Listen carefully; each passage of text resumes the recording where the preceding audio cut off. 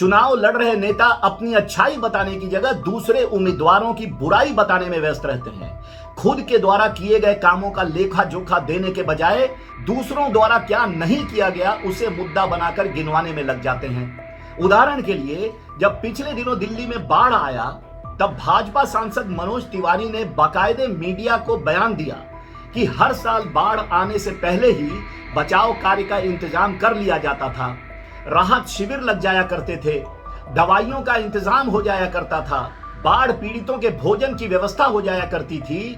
पर इस वर्ष अरविंद केजरीवाल ने कुछ नहीं किया।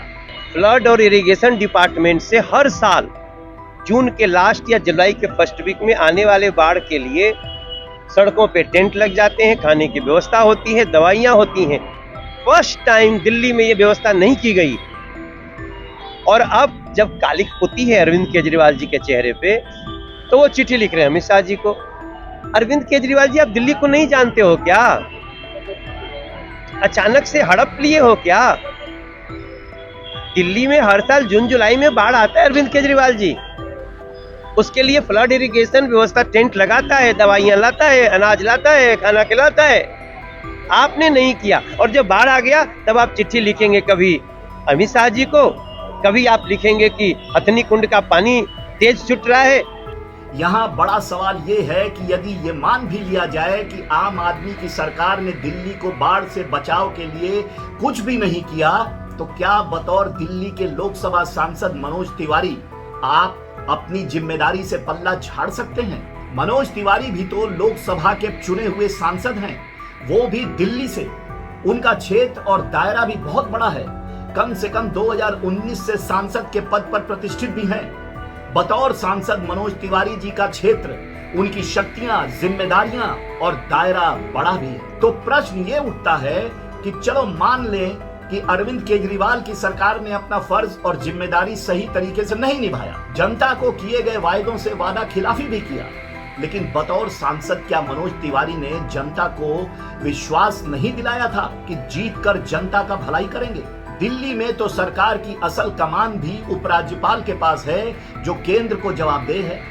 इसलिए यहाँ बड़ा सवाल यह है कि जब सांसद मनोज तिवारी ने देखा कि दिल्ली के मुख्यमंत्री अरविंद केजरीवाल बाढ़ के प्रकोप से दिल्ली की जनता को बचाने के लिए कुछ नहीं कर रहे, तो क्या मनोज तिवारी का कर्तव्य नहीं था कि वे दिल्ली के उपराज्यपाल से मिलकर तत्काल सारी व्यवस्था करवाकर दिल्ली की जनता को इस परेशानी से बचा लेते? आखिर उनकी भी तो कोई जवाबदेही और जिम्मेदारी है जनता के प्रति।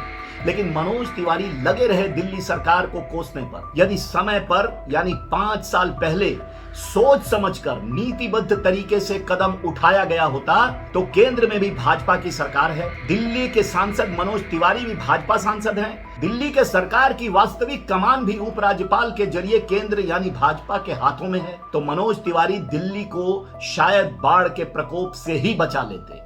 लेकिन दूसरे की बुराई और आलोचना करके लोग समझते हैं कि अपना कर्तव्य पूरा कर लिए। एक और उदाहरण देखिए, दिल्ली के एक और भाजपा सांसद गौतम गंभीर ने कहा केजरीवाल ने दिल्ली को गटर में झोंक दिया। तो मेरा मानना है कि चलो अगर मान लेते हैं कि केजरीवाल ने दिल्ली को गटर में झोंक ही दिया, तो क्या ये माना जाए कि आप बतौर दिल्ली के सांसद चुपचाप दिल्ली को गटर में जाता देखते रहे? आपने रोका क्यों नहीं दिल्ली को गटर में जाने से? क्या दिल्ली की जनता आपको इसलिए चुनकर लोकसभा में भेजी थी कि दिल्ली के मुख्यमंत्री दिल्ली को गटर में झोंकते रहें और आप उन्हें रोकने की जगह चुपचाप मुंह ताकते रहें? आपकी कोई जिम्मेदारी नहीं बनती दिल्ली की जनता के लिए। लेकिन लगता है जैसे अब ये एक ट्रेंड हो गया है कि नेता वही अच्छा है जो दूसरों की आलोचना कर सके और बुराई बता सके। पहले तो नेता वो अच्छा होता था जो जनता की परेशानियों को दूर कर सकता था, हर प्रकार की मुसीबतों से राहत दिला सकता था, जनता को उसका जायज हक दिला सकता था